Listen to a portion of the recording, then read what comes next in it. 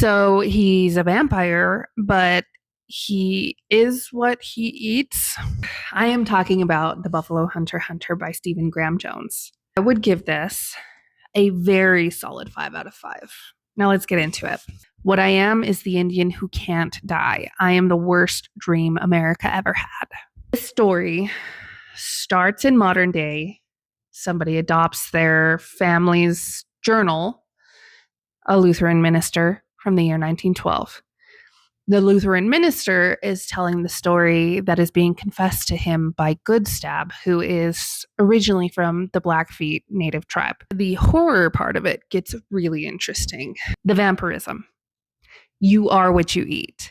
Goodstab is telling his story of how he accidentally was turned vampire. He is coming to terms with it, has nobody to tell him what's going on, how he got there. He's eating four-legged creatures and he's staying away from people because he wants to keep them safe. He starts to grow antlers. At a very high level, this is a horror story. This is a vampire story, and it is gruesome. It is so brutal. And it is so fun. There's a deeper level. What you have is Native American culture and a race identity. So Goodstab, when he is turned, he realizes that there's these two beings in himself, his original self, who he feels like he is, and then there's what he calls the Catman. And this version of self, he has no control over. What happens is if he doesn't eat, then he eventually loses control and the Catman takes over and he drinks blood of whatever is around. And he's removed from the things that he was doing with that community, like riding horses, and he can't smoke tobacco with them, and he can't dream. He can't sleep the way he used to. There is this deep sorrow running through this because Goodstab is essentially walking through hell for eternity because he can no longer join the wives that he lost and the children that he lost and his family, his father.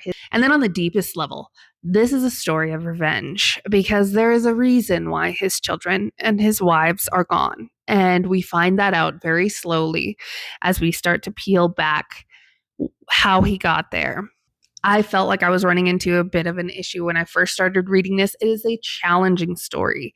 If you've ever read or attempted to read one of the classics, Tale of Two Cities, anything of that genre, you know that when you first start to read it, it is hard because it feels like you are learning a new semantics. You are learning a new, speech pattern. If I didn't know that the story would get so good, I might have given up on it, but I am so glad that I did not. So again, I recommend this one. This is a solid 5 out of 5 for me. I recommend it because it's a good horror.